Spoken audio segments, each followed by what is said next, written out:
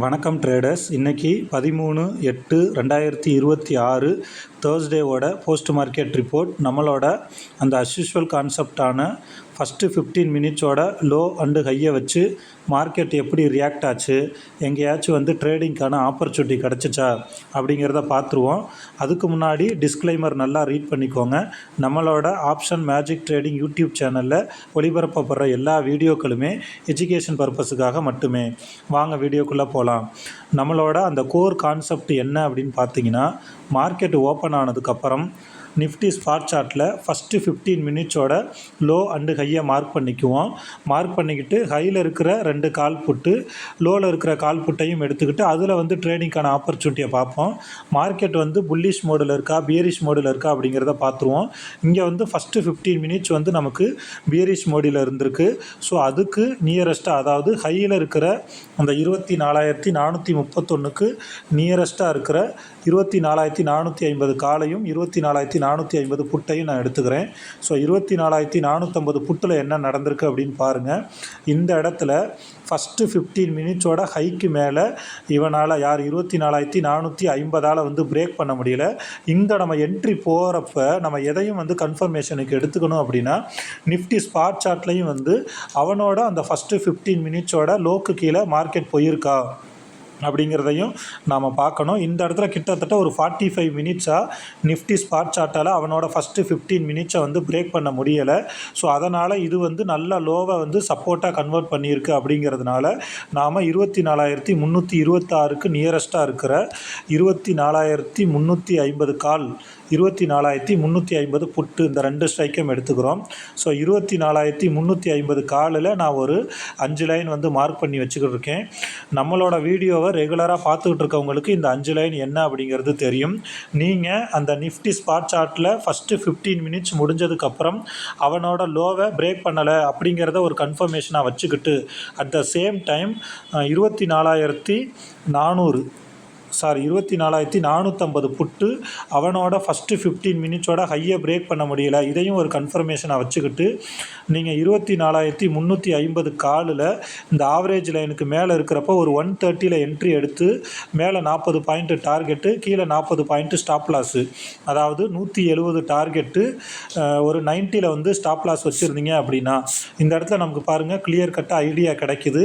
இவனோட first 15 மினிட்ஸோட log மேலே இருக்கான், இவனோட ஆப்பனண்ட்டோட ஃபஸ்ட்டு 15 மினிட்ஸோட ஹைக்கும் லோக்கு மேலேயும் இருக்கான், ஆவரேஜ் லைனுக்கும் சூப்பராக அதுக்கு மேலே இருக்கான். இந்த இடத்துல ஆவரேஜ் லைன் எவ்வளோ பர்ஃபெக்டாக ஒர்க் ஆகிருக்குன்னு பாருங்கள். ஸோ ஒரு 130ல் நீங்கள் என்ட்ரி எடுத்திருந்தீங்க அப்படின்னா நமக்கு 90 அப்படிங்கிறது எஸ்எல், 170 அப்படிங்கிறது டார்கெட்டு. நம்மளோட லோக்கு கீழேயே பிரேக் பண்ணினாலும் திரும்ப மேலே எக்ஸாக்டாக நமக்கு ஒரு 170 அப்படிங்கிற டார்கெட்டை பர்ஃபெக்டாக நமக்கு ஹிட் பண்ணியிருக்கு. ஒரு இன்கேஸ் நீங்கள் காலையில் ஃபஸ்ட்டு 15 மினிட்ஸ் கேண்டில் உங்களுக்கு பியரிஷ் மோடில் இருக்குது, ஸோ மார்க்கெட் புட் சைடு தான் போகும் அப்படிங்கிற டவுட் இருந்துச்சுன்னா நீங்கள் என்ட்ரி போகாமல் வெயிட் பண்ணியிருந்துட்டு, அடுத்தது நான் 9:30லேருந்து, அதாவது நம்ம என்ட்ரி எடுக்கிற டைம் 9:30லேருந்து 10 o'clock, இந்த டைமுக்குள்ளே என்ட்ரி நமக்கு கிடைக்கல அப்படின்னா அடுத்து நாம் 11, 12, 1, 2 இந்த டைமில் என்ட்ரி எடுக்க சொல்லியிருக்கோம். இங்கே பார்த்தீங்க அப்படின்னா உங்களுக்கு ஒரு கிளியராக ஒரு ஐடியா கிடைக்கும்.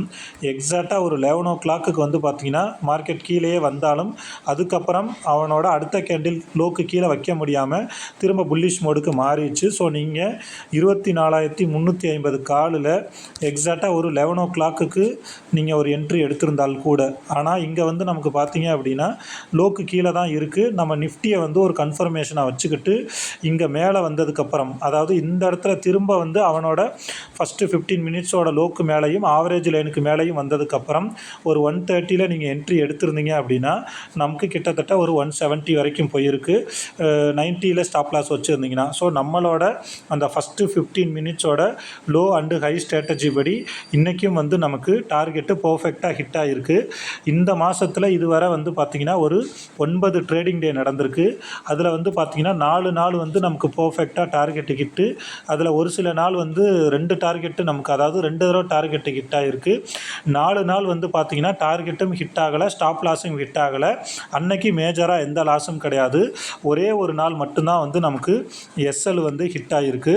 ஸோ வேணும்னா நீங்கள் அந்த பிளேலிஸ்ட்டில் போய் ஆகஸ்ட் 2026ன்னு சொல்லி அதில் ஒரு இதுக்கு முன்னாடி நடந்த அந்த 8 நாளுக்கான போஸ்ட் மார்க்கெட் ரிப்போர்ட்டோட வீடியோவும் இருக்குது. அதை பார்த்து நீங்கள் நல்லா பேக் டெஸ்ட் பண்ணிக்கலாம். ஸோ நான் ஒவ்வொரு வீடியோலையும் சொல்கிறது தான், ஆப்ஷன் ட்ரேடிங்கிறது ரொம்ப ரொம்ப ஈஸி. பட் அதை நீங்கள் ப்ராப்பராக கற்றுக்கிட்டு ஒரே ஒரு ஸ்ட்ராட்டஜியில் ஒரு 6 மாதம், 1 வருஷம், 2 வருஷம், 5 வருஷம் ரொம்ப ஸ்ட்ராங்காக இந்த 15 நிமிஷம் டைம் ஃப்ரேமை வச்சு மார்க்கெட்டில் என்ன நடக்குது அப்படிங்கிறத பார்த்தீங்க அப்படின்னாவே ஆப்ஷன் ட்ரேடிங்கை நீங்கள் ஈஸியாக கற்றுக்கலாம். இங்கே ஆப்ஷன் ட்ரேடிங்கில் நிறைய பேர்த்துக்கு நிறைய விஷயங்கள் தெரிஞ்சிருக்கு. ஏன்னா அவங்க எடுக்கிற எல்லா ட்ரேடுமே வந்து ஸ்டாப் லாஸுக்கு ஹிட் ஆகிறது இல்லை. பிரச்சனை என்ன அப்படின்னா, லாஸில் இருக்கிற ட்ரேடை நம்ம அதிக நேரம் ஓட விட்டுக்கிட்டு ப்ராஃபிட்டில் இருக்கிற ட்ரேடை வந்து கம்மி, அதாவது குறைஞ்ச ப்ராஃபிட்லேயே வந்து வெளியில் வந்துடுறோம். இதுதான் வந்து நம்மள்கிட்ட இருக்கிற ஒரு மிகப்பெரிய பலவீனம்.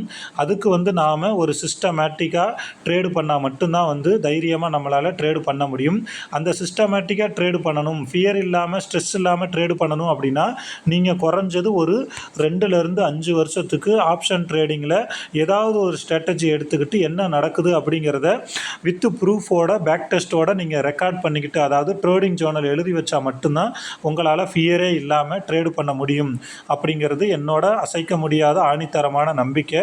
ஸோ இந்த ஃபஸ்ட்டு 15 மினிட்ஸோட லோ அண்டு ஹை ஸ்ட்ராட்டஜியை நீங்கள் நல்லா இன்டெப்த்தாக கற்றுக்கணும் அப்படின்னு நினச்சிங்கன்னா டிஸ்கிரிப்ஷனில் டெலகிராம் சேனலோட லிங்க் இருக்குது.